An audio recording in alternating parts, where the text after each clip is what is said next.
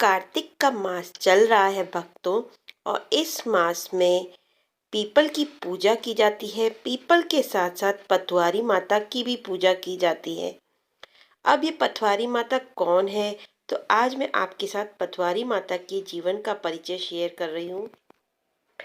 पथवारी माता राजस्थान की एक लोक देवी है, जिनकी पूजा तीर्थ यात्रा की सफलता की कामना हेतु की जाती है।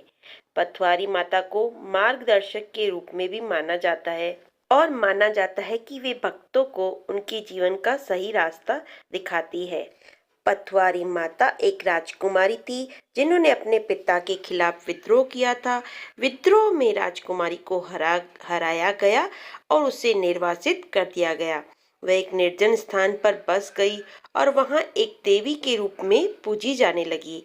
पथवारी माता का मंदिर राजस्थान के कई स्थानों पर स्थित है।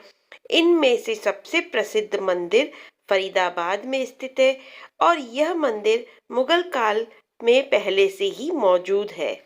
पथवारी माता राजस्थान की एक शक्तिशाली देवी के रूप में मानी जाती है और यह हमेशा पीपल के पेड़ के नीचे निवास करती है, इसलिए इसे पीपल माता या फिर शक्ति का रूप भी माना जाता है।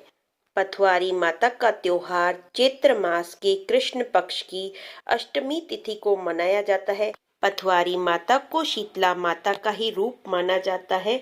उस दिन उनकी पूजा करने के बाद उन्हें बासी भोजन का भोग लगाया जाता है और घर में साफ सफाई नहीं की जाती है। और पथवारी माता की पूजा कार्तिक के महीने में भी की जाती है। हिंदू धर्म में कार्तिक महीने में भगवान विष्णु तुलसी माता के साथ विभिन्न देवी देवताओं की पूजा का विधि विधान है, जिसमें पीपल व पथवारी की पूजा भी शामिल है। तो दोस्तों, यह था हमारी पथवारी माता का जीवन परिचय।